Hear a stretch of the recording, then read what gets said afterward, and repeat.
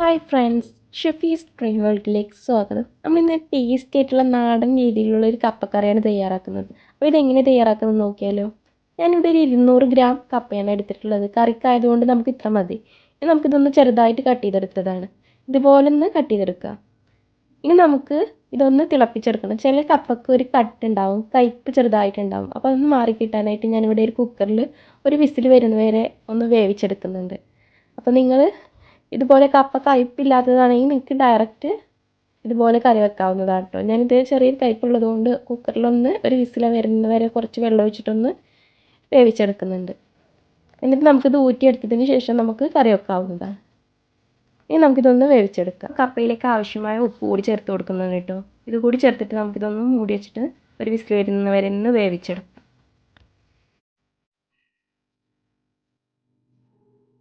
കറി തയ്യാറാക്കാനായിട്ട് ഒരു ചട്ടി എടുത്തിട്ടുണ്ട്. ഇനി ഇതിലേക്ക് നമുക്ക് കറിക്ക് ആവശ്യമായ മസാലകൾ ചേർത്ത് കൊടുക്കുക. ഞാനിവിടെ ഒരു ടീസ്പൂണ് മഞ്ഞൾപ്പൊടി ചേർത്ത് കൊടുത്തിട്ടുണ്ട്. ഇനി നമുക്കിതിലേക്ക് ചേർത്ത് കൊടുക്കാനുള്ളത് ഒരു ടീസ്പൂൺ മുളക് പൊടിയാണ്. ഇതിലേക്ക് ഒരു 2.5 ടീസ്പൂൺ മല്ലിപ്പൊടിയാണ് ചേർത്ത് കൊടുക്കുന്നത്. നമ്മളിതിലേക്ക് അത്യാവശ്യത്തിന് മല്ലിപ്പൊടി ഇടുന്നുണ്ട്. നമ്മളിതിലേക്ക് പുളിയൊന്നും ചേർക്കുന്നില്ല. അതുകൊണ്ട് മല്ലിപ്പൊടി ഒരു 2.5 ടീസ്പൂൺ ചേർത്ത് കൊടുത്തിട്ടുണ്ട്. ഇനി നമുക്കിതിലേക്ക് ഒരു 2 പച്ചമുളക് നടുകെ കീറിയത് കൂടി ചേർത്ത് കൊടുക്കാം. എന്നിട്ട് ഇതിലേക്ക് അത്യാവശ്യത്തിന് വെള്ളം ഒഴിച്ചിട്ട് നമുക്ക് എത്രയാണോ കറി വേണ്ടത് അതിനനുസരിച്ച് വെള്ളം ഒഴിച്ചിട്ട് നമുക്കിതൊന്ന് തിളച്ച് വരുമ്പോൾ നമ്മൾ നേരത്തെ വേവിക്കാൻ വെച്ച കപ്പ ഊറ്റിയത് ഇതിലേക്ക് ചേർത്ത് കൊടുക്കാം.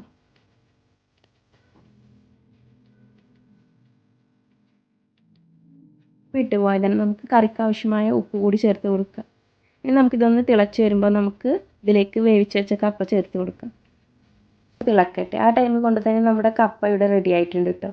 ഒരു വിസിൽ വന്നിട്ടുണ്ട്. ഇനി നമുക്ക് തീ ഓഫ് ചെയ്തിട്ട് നമുക്ക് കപ്പ ഈ വെള്ളത്തിൽ നിന്നൊന്ന് ഊറ്റിയെടുക്കാം.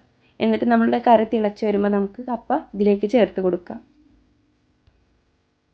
കുറച്ച് ഭാഗം മിസ്സായിട്ടുണ്ടായിരുന്നു കേട്ടോ. കറി ഒന്ന് തിളച്ച് വന്നതിലേക്ക് നമ്മൾ നേരത്തെ വേവിച്ച് വെച്ച കപ്പ വെള്ളത്തിൽ നിന്ന് ഊറ്റിയത് ഇതിലേക്ക് ഇട്ടിട്ടുണ്ട്. ഇനി നമുക്കിതൊന്ന് മൂടി വെക്കാം. ഒരു 2-3 മിനിറ്റ് ഈ മസാലയിലൊന്ന് കിടന്ന് കപ്പ ഒന്ന് വേവട്ടെ. ആ ടൈം കൊണ്ട് നമുക്കിതിലേക്ക് ആവശ്യമായ തേങ്ങ ഒന്ന് അരച്ചെടുക്കാം. കപ്പയിലേക്ക് അരപ്പിനായിട്ട് നമുക്ക് ഒരു മുറി തേങ്ങയാണ് ചിരവി എടുത്തിട്ടുള്ളത്. അത് ഇതിലേക്ക് ചേർത്ത് കൊടുക്കാം. ഇനി ഇതിലേക്ക് നമുക്ക് ഒരു പിടി കൊച്ചുള്ളി ഒന്ന് ക്ലീൻ ചെയ്തെടുത്തതാണ് തൊലിയൊക്കെ കളഞ്ഞിട്ട്.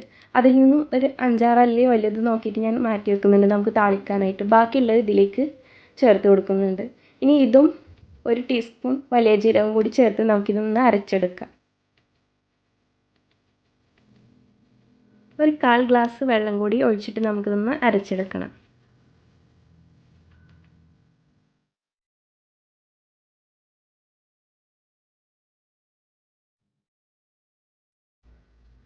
ഇനി നമുക്ക് അരച്ചെടുത്ത അരപ്പ് കറിയിലേക്ക് ചേർത്ത് കൊടുക്കാം. ഈ ടൈമിൽ നമുക്ക് എത്രയാണോ കറി വേണ്ടത് അതിനനുസരിച്ച് വെള്ളം ചേർത്ത് കൊടുക്കാവുന്നതാണ് കേട്ടോ. കപ്പ ഇരിക്കും തോറും കുറുകി വരും. അപ്പോൾ അതിനനുസരിച്ച് വെള്ളം ചേർത്ത് കൊടുക്കുക. നിങ്ങൾക്ക് തിക്കായിട്ടാണ് വേണമെന്നുണ്ടെങ്കിൽ അങ്ങനെ കൂട്ടാനായിട്ട് കഴിക്കാനാണ് ഇഷ്ടമെങ്കിൽ അങ്ങനെ കഴിക്കാം കേട്ടോ. ഞാനിവിടെ അത്യാവശ്യം കറി ഉണ്ടാക്കുന്നുണ്ട്, അതുകൊണ്ട് കുറച്ച് വെള്ളം ചേർത്ത് കൊടുക്കുന്നുണ്ട്. അപ്പോൾ അതുകൂടി ചേർത്തിട്ട് ചെറിയൊരു തിള വരുമ്പോൾ നമുക്ക് തീ ഓഫ് ചെയ്യാവുന്നതാണ്.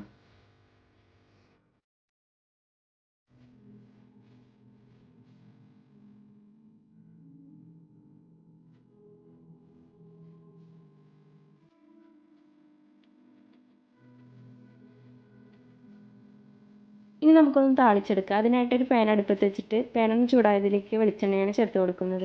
ഇതൊന്ന് ചൂടാകുമ്പോൾ നമുക്കിതിലേക്ക് കട്ട് ചെയ്ത് വെച്ച ചെറിയുള്ളി, നമ്മൾ നേരത്തെ മാറ്റി വെച്ച ചെറിയുള്ളി ഒന്ന് കട്ട് ചെയ്തെടുത്തിട്ടുണ്ട്, അതുകൂടി ചേർത്തിട്ട് അതൊന്ന് ബ്രൗൺ കളറാകുമ്പോൾ നമുക്കിതിലേക്ക് ഒരു 3 വറ്റൽമുളക് കട്ട് ചെയ്തതും കറിവേപ്പിലയും കൂടി ചേർത്തിട്ടൊന്ന് ബ്രൗൺ കളറാവുന്ന വരെ ഒന്ന് വഴറ്റിയെടുത്തിട്ട് നമുക്കിത് കപ്പക്കറിയിലേക്ക് ചേർത്ത് കൊടുക്കാം.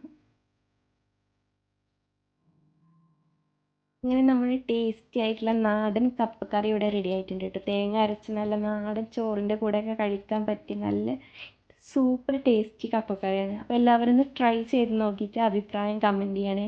വീഡിയോ ഇഷ്ടപ്പെട്ടാൽ ലൈക്ക് ചെയ്യാനും ഷെയർ ചെയ്യാനും കൂടെ സബ്സ്ക്രൈബ് ചെയ്യാനും മറക്കല്ലേ.